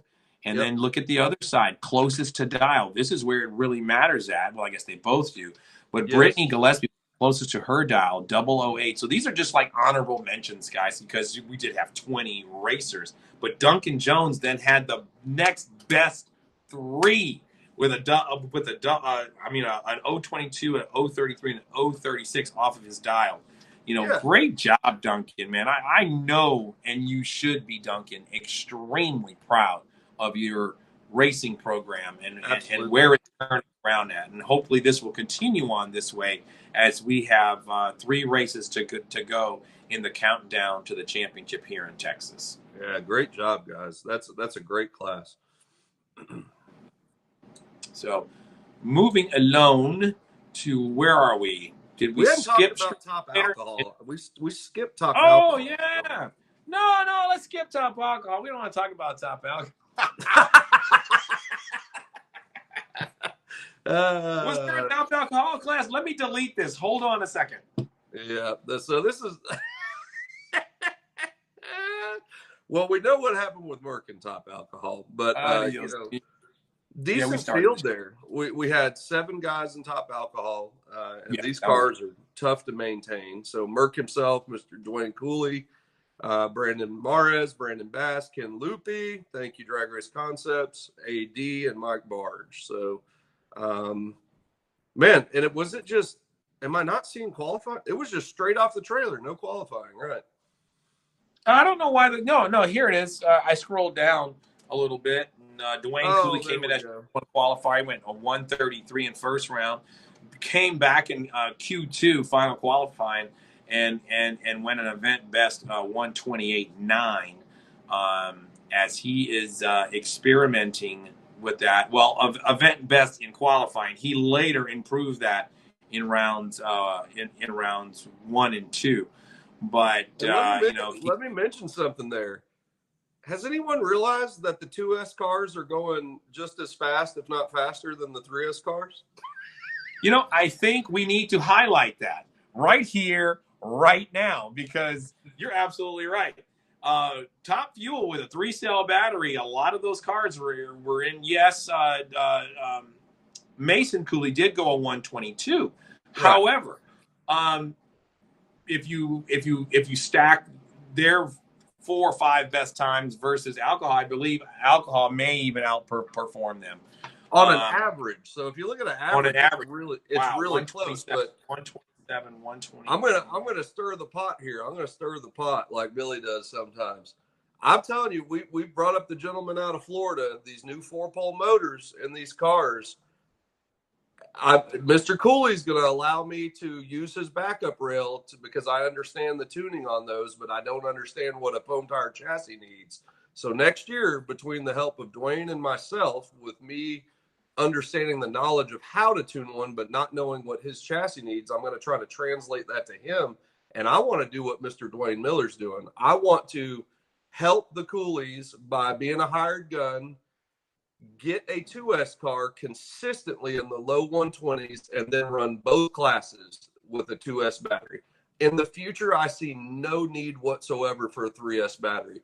Now, I know, and I'm not a foam tire guy, so people are going to blow up and blah, blah, blah. You don't know what you're saying. I know 4-pole setups. These pro mods, they're putting no timing in the cars, and they're running faster than they've ever run. This is a 4-pole censored. Now, the old school foam tire guys run non-censored, and man, super fast. You guys obviously know what you're doing, but I like to try to shift and try different things. There's people already doing it. I know Mason's already testing it, because I've set with him and Dwayne on how the San Juan, the R1 work together to tune those 4-poles. So I think it's going to be a lot of fun next year to see as a challenge with the coolies' help if we can make a 2S car go close to what Dwayne Miller did. Yeah, and if we separate the classes far enough out, which that's not a problem, we'll make sure that there's plenty of time to, work on your car in both top fuel and heck, it's probably there set already where there's plenty of room. But hold on, I gotta make a quick call. Hey, AD, are you catching this, AD? And AD. Listen, guys, it's a group AD, effort. we need some help, bro. No, I think that's a great idea, man. I really do. I think that's at qualifying, though, looks like you want a 40. That's great, man. A conservative tune, you go a 140 in qualifying first round. AD a 133, Brandon Bass 137, and Dwayne 133. Mares looks like he had a little issue, along with Ken and Mike Barge. And then second round of qualifying, like you just said, Dwayne Cooley drops a 128, so he picked away off of that first tune. Brandon Bass does the exact same thing. These guys are so smart tuning these things, guys. Just barely puts a little more in it, goes a 131. Looks like AD was just dead even on the same tune, being consistent, a 33 and a 34. And then Brandon figures it out in Q2, and it gets himself a safe pass at a 147. That was smart. That was smart, Brandon. That was smart just to get down there. So, yeah, because this almost makes it look like next year. This almost became that in top fuel, an 8-car field, locked in. But a lot of guys were like, Mike, let's just take the top 8. I'm like, no, we kept those at 16. But wouldn't that have been something if there was 9 or 10 guys and Brandon, put a safe tune in there just to make the field? Yep. But in this case, we had 7, so they would have all made it anyway. That's what I love about drag track, man. It's like baseball stats. We can go deeper and deeper and deeper in. We can look at our competition. We can look at, just the entire event. But, like I said, getting to it, man, Dwayne earned the bye running first round by being the number 1 qualifier. And he went up against, Brandon Madez, who was a 2-time track champion in this class. No joke. And he picked up, Brandon went a 44 against me, went a 40 against him, but it wasn't enough. That 127.7 in second round, man, just spelled doom for the Madez team to advance to the money round. On the other side of the ladder, it was Brandon Bass, kicking the cobwebs off there, putting Ken Loopy on the trailer with a nice solid 133.9, 133.2 in the second round semifinal. Again, chipping away like you talked about. And then, in the final, it was just a good old drag race right there. 0.21 reaction time for Cooley, 0.29 for Bass, and Cooley outran him, man, 129 at 99 miles an hour to Brandon's 134 at 90. Yep. Just a solid performance. It was very entertaining.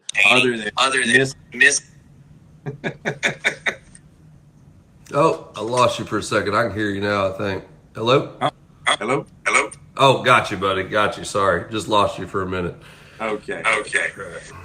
So that's let's move on. Okay. We've already embarrassed you enough. We'll move on from there. Let's see what we got left here. Young Gunners, we got Pro Stock. We talked about Street Eliminator. Have we been there yet? Yep. No, we kind of skipped. We went straight into. All right, let's see here. Sorry, my feed's breaking in and out a little bit. Give me 1 second here. You go ahead and keep going. All right. And give me just 1 second, okay? I'm going to try to reset something. Yeah, Okay, so now I can hear myself. You guys, something happened, man. I don't know what happened, but you guys, something happened. Hang on. Or am I still on? Yeah, hang tight. Give me a second, sir. I'm producing over here. Produce, baby, produce. Yeah, Hey, you got his feet up producing. I got you guys some new music.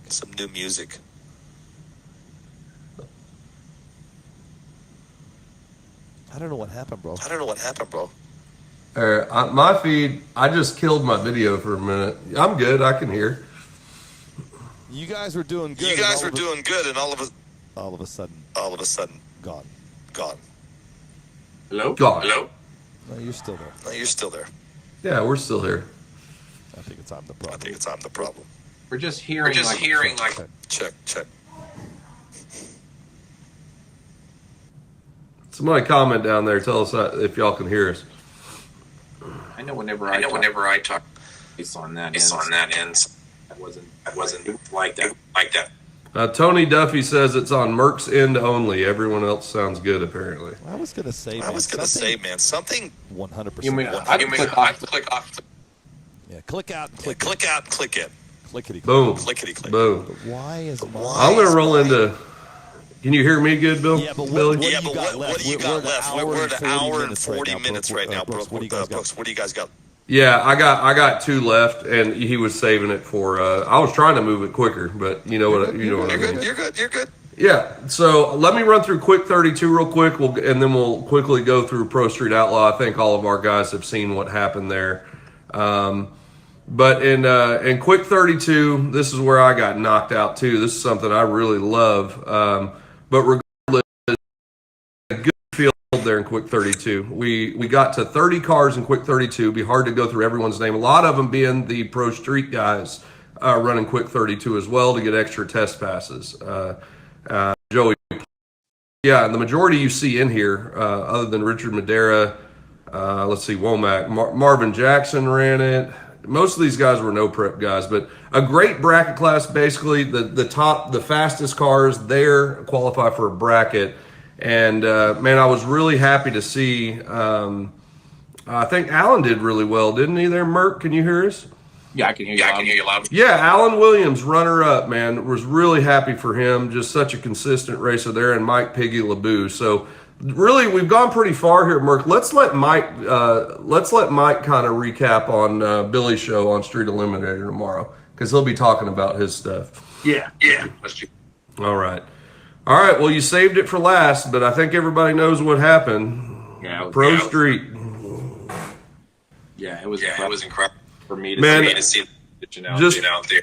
I want to say thank you, Billy, because this is where it all comes in, and we can tie it in and wrap up here in the next few minutes. So. Billy did an amazing job helping us get the word out. I do everything I can on my end on my own, sharing the no prep pages, but we had a lot of guys show up that had never been to a prep track.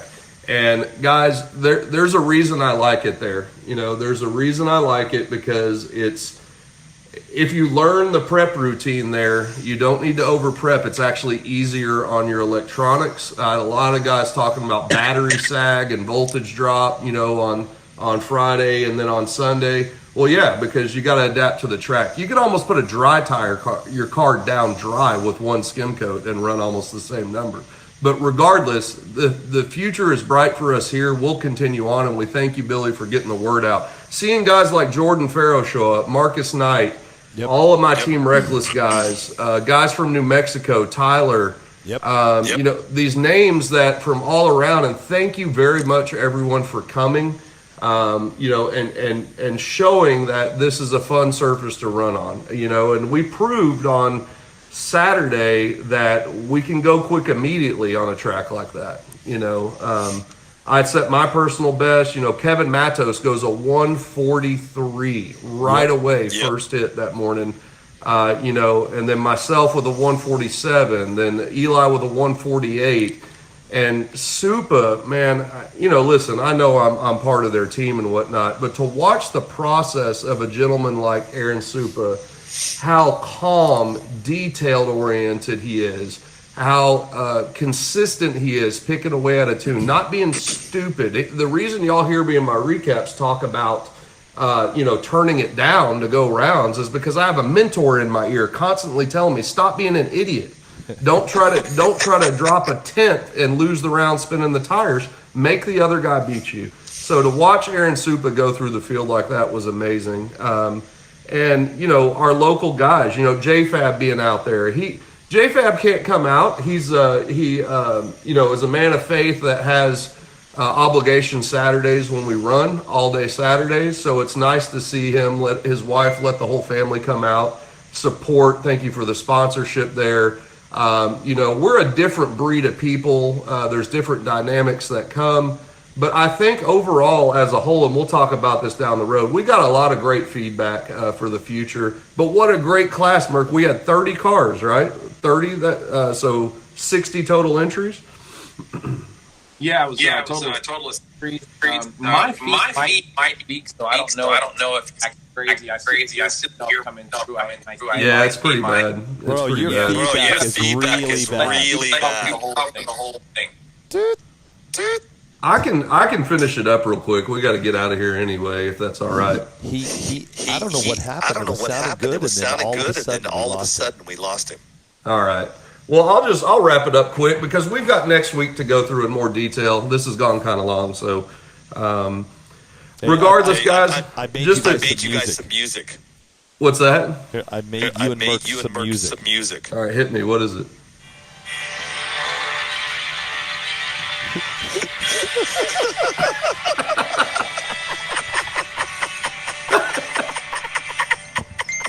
Oh, goodness, Billy.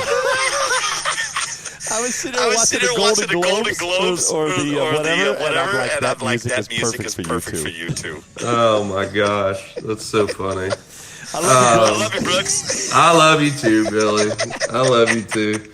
Guys, this one's getting long for me too. We'll go through some more detail next week, but I just want to run through Pro Street real quick. For us. So in Pro Street, we had a bracket A, bracket B, 30 entries in each. So I'm trying to get to it real quick because it's way up here. So bracket A, so qualifying right away.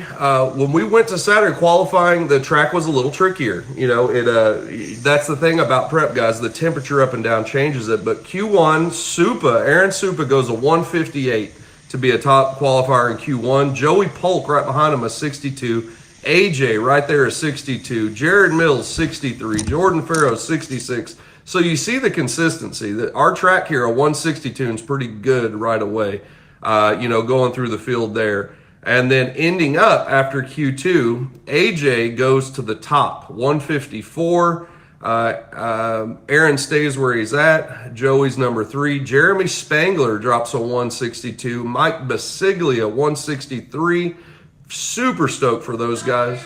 I know they're my teammates, but super stoked for them because they're so consistent lately. And to mention quickly, Jeremy Spangler built a brand new Supa 6 and ran with our team for the first time this weekend. First time that car's been on the ground, gets it dialed in exactly where his old car was. So very first time in a Supa. And then really through the field there, everybody can roll through drag track. But the real thing starts here in round 1. AJ gets the bye run, doesn't make it down, looks like he tried something. Round 2, you had Titus and Ralph Burris. Ralph had problems, Titus went down safely. And you see a pattern here, guys. The track was very tricky first round. A lot of us did not even make it down. If you just roll through, Jordan Farrow didn't make it down. Billy didn't make it down. Brandon didn't make it down. Spencer, Jack, 246. Jeremy didn't make it down. Johnny didn't make it down. JFab didn't make it down. I mean, this is consistent, right? But look out. Mike Basiglia runs the same number, 163. So I heard a lot of guys complaining early on, but looks like Basiglia didn't have a problem. He went a 162.3 and a 163. So great qualifying, round 1 going through. And there's such a pattern here, guys. This is a lot to go through. And honestly, Merc, we're going to be here for a long time to go through this. So I would like to save this for next week, and I would like to just congratulate the runners-up and the winners and talk about event best to close out the night, because we'll be here forever. So bracket A winner, you had Jonathan Womack out of Houston, Texas, running the Drag Race Concepts chassis. So representing for Ken there really well. And then Michael Basiglia, runner-up of Pro Street Outlaw A, number 5 qualified to the number 11 qualified. Very happy for Mike with Team Reckless and Supa. And then your Pro Street bracket B, rolling to it. Pro Street, there's the final. Where's bracket B, Merc?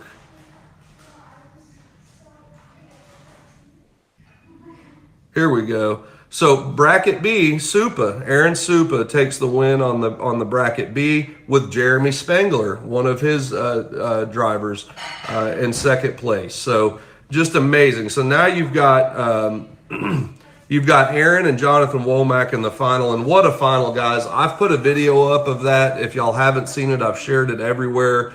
I think it speaks for itself without going long-winded. Jonathan Womack worked hard all weekend. Very hard, stayed consistent, high fives, low sixes. That was the number this weekend. And the celebration, you know, I feel a little selfish talking about it. So really to close out the show, and we'll go in detail on Pro Street next week. Billy, what did you think about seeing that celebration there at the finish line? Sorry, I had my mics down. Brother, all celebrations to me are awesome. But this past weekend to watch Reckless and Supa and those boys just to me was amazing because I'm working with them now. We're working on the Sandrak stuff, so I'm really starting to be a part of that. Not team, but just with Supa and Eli. I love it, dude. Reckless is on fire. This is number 4. Don't forget we had Oregon, Salt Lake City, New Mexico. Now RCDRL is Reckless one to beat. Absolutely. Yeah, listen, I'm proud to be a part of the team, and I know those are big national event wins, but I've picked away at least 3 or 4 more local wins for them as well. So I'm proud to be a part of that team. We had people tearing apart their own cars, like you see, putting somebody else, Supa's car back together. We didn't have a certain A-arm from him. JBRC Corvette's tearing it off of his. You know, it's just, that's what a team is about, and I'm proud to be a part of it. Having a leader that keeps you consistent, I think, instead of trying to set world records, is the most important thing for me. So thank you, Aaron Supa and Team Reckless, for letting me be a part of that. And just Jonathan Womack, great job to come on your own out of Houston. There's a bunch of boys in Houston that are amazing. We love racing with them. You know, they've had a lot going on down there. To see him come up, he was kind of, you know, David and Goliath there by himself in a tent, working through it by himself with not any help. And I think I heard him made a comment. It was like me against 10 people. In a way it was. He's not wrong. And it's very admirable how well he did on his own to stay patient and pick through that field and go such a long way. So Jonathan, great job, buddy. Proud of what you did there as well. It's a big deal at a super national race. So just congratulations to everyone that came out this weekend. Everyone who put it on, you know, thank you, MERC. Thank to all the people behind the scenes. It took a lot to do. And MERC, to kind of finish where one of the first questions you started with was their overall view of my racing experience. And I was eating breakfast this morning, editing video, when you sent me the drone shot. And what really captured me was the second shot you sent me of it coming to the finish line and just going back, viewing the pits and seeing everyone there sitting, working together. And that's what RCDRL is all about, is that family and that community. So thank you very much for everything you do, brother. Hey guys, you know, again, I don't, y'all can hear me. If it's like to go to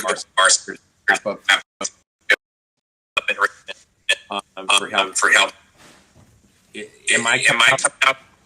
No, you're cutting out a little bit, but I actually made a video that has all our sponsors on it, so I'm going to click it open in Facebook. That's the only way I can think to do it, and I'm gonna go across and we'll finish off with the sponsors real quick. We apologize, guys. This stuff happens. So here we go. Let me find it real quick. Popping up to it. Mike's still. All right, here we go. Yeah, I got it. So we want to thank NPRC TV, obviously. Thank you so much. Summit Racing Equipment. What a great show out there. They kept a man out there till the end to stand on the podium with us. Thank you so much. RC Speed Secrets, thank you very much. Super Speed, thank you. Drag Race Concepts, JFAB Performance, Empire Drag Lipo, Team GFRP, 5-Star Hobbies, Get Stuck, and I'm sure I'm forgetting somebody, but this is as quick as I can do without MERC on his note. Mitch Vaughn as well. So, guys, next week, let's start off the show, MERC, by going over and thanking again all of our sponsors. We apologize for the technical difficulties. And, Billy, thank you for what you do. Guys, what an amazing weekend. Just thank you for making the Super Nationals what we want it to be, the big go. It's what we call the big go, just like the NHRA, and what a great way to kick it off for the first time after 3 years. Yeah. That's about all I got, Billy.